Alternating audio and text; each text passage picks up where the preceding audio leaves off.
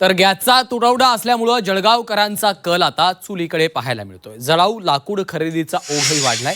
लाकडाच्या दरात 10% वाढ झाली आहे। जळगावमध्ये घरगुती तसंच व्यावसायिक गॅस सिलेंडरच्या पुरवठ्यावर परिणाम झाल्यामुळे दुसरीकडे जळाऊ लाकडाची विक्री वाढली आहे। गॅस सिलेंडर पुरवठ्यावर परिणाम झाल्यामुळे आधीच्या तुलनेत तब्बल 10% लाकडांची विक्री वाढल्याचं वखारीचे संचालक सांगतायत। घरगुती गॅस सिलेंडर तसंच व्यावसायिक गॅस सिलेंडर पुरवठा विस्कळीत झाल्यामुळे नागरिक तसंच हॉटेल उद्योजक हे चुलीकडे वळलेले आहेत आणि याचाच आढावा घेतलाय आमच्या प्रतिनिधींनी। अमेरिका आणि इराणच्या युद्धाचा परिणाम हा जळगावच्या घरगुती गॅसवर देखील पाहायला मिळतोय। साधारण घरगुती गॅस असो या व्यावसायिक गॅस असो हा उपलब्ध नसल्या कारणामुळे अनेकांना पर्याय म्हणून लाकडाच्या चुली तयार करण्याची वेळ आलेली। मी जळगावच्या भवानीपेठ या ठिकाणी आहे आणि या ठिकाणी बघू शकतो, या ठिकाणी संपूर्ण हा परिसर जो आहे हे लाकडांचा आहे। या ठिकाणी हॉटेल व्यावसायिक असेल, घरगुती लोक असेल, जे लाकडं जे आहे घरी घेऊन जाताना पाहायला मिळतात।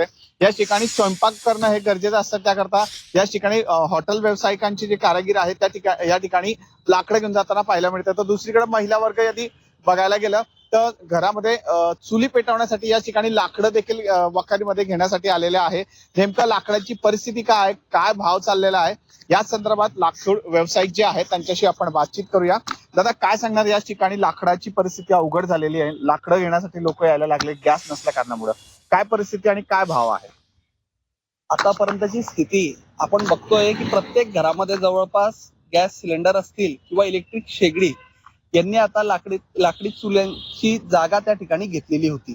परंतु आता पुन्हा या युद्धामुळे या ठिकाणी लाकडाची मागणी ही वाढलेली आहे आणि जे आधी आम्ही 500 ते 1000 किलो लाकडं दिवसाला विकत होतो जळाऊ म्हणून, ते आता जवळपास 10 पटीने यामध्ये वाढ झालेली आहे आणि त्याचे भाव आम्ही तरी आतापर्यंत आमचा तो माल आधीचा भरलेला असल्याने जो आहे तो 7 रुपये किलो प्रमाणे आम्ही ठेवलेला आहे।